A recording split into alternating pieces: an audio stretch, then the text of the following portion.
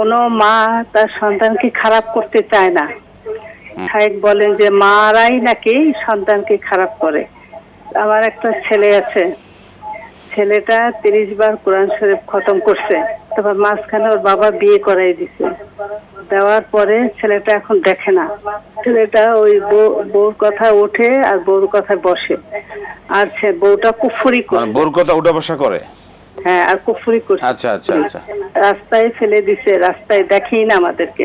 যে ব্যাপারটা আপেক্ষিক। প্রথম হলো জানা উচিত যে আজ থেকে হাজার হাজার বছর আগে কোরআন আল কারীমের আল্লাহ তুলে ধরেছেন নূহ আলাইহিস সালাম।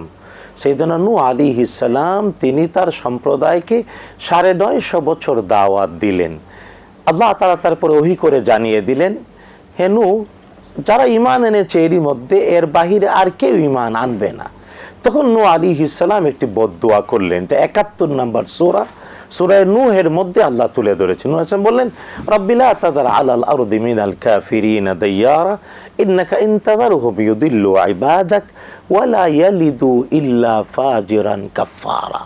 হে আল্লাহ, যদি তুমি কাফের সত্য স্বীকারকারীদের ছেড়ে দাও তাহলে তারা জন্ম দেবে পাপিষ্ট, পাপাচারী এবং সত্য অস্বীকারীর।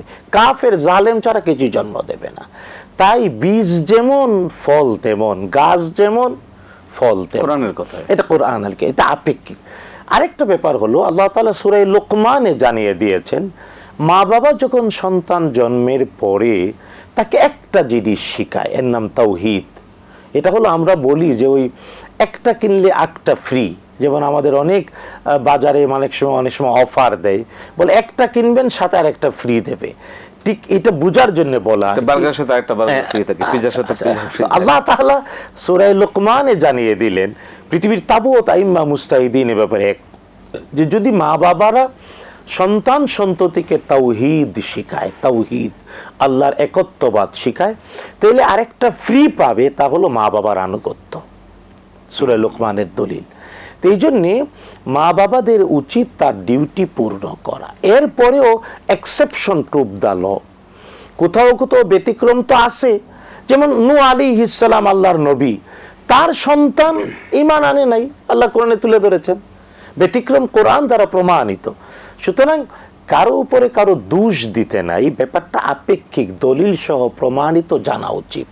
আর নিজের ভুলটা কোথায় তা সংশোধনের জন্য চর্চা করা উচিত। আর নিজের আমার ভুলটা একজনে বললে বলেই তো আর কিছু যায় আসে না। আমাকে তো অ্যাড্রেস করতে হয় সবাইকে। আর কোরআন এবং হাদিস যেভাবে সবাইকে অ্যাড্রেস করেছে বলতে হয়, কেউ যদি নিজের খায়, ব্যাপারটা হলো নিজেকে সংশোধনের জন্য চর্চা করতে হবে।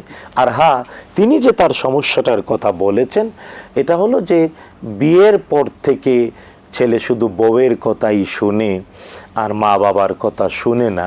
এই ক্ষেত্রে ওই মা বাবা তারাও মানে পুত্রবধূ এবং পুত্রবধূ আসার পরে পরিবর্তন বা কুফরি কালাম, এই যত সমস্যাই থাকুক, আলোচনার মাধ্যমে এই জিনিসগুলোর সমাধান করা উচিত। এই ক্ষেত্রে মা বাবাকেও ফ্লেক্সিবিলিটি বা একটু ব্রডনেস দেখানো উচিত। আর এটা বোঝা উচিত যে হ্যাঁ, মানে বউ আসলে স্বামী তার মানে ছেলে বিয়ে করলে তার বউয়ের প্রতি একটু দুর্বল থাকবে, এটাই পৃথিবীর বাস্তবতা। কিন্তু এই ক্ষেত্রে মা বাবাকেও বোঝা উচিত, মেনে নেয়া। মা বাবাও যদি স্ট্রং হয় যে না এটা করতে পারবে, মানে ব্যাপারটা হলো দুই পক্ষই যখন একেবারে প্রান্তিকতায় অবস্থান করে তখন এই ঝামেলাগুলো, সেক্ষেত্রে একদিক থেকে একটু ছাড় দেয়ার।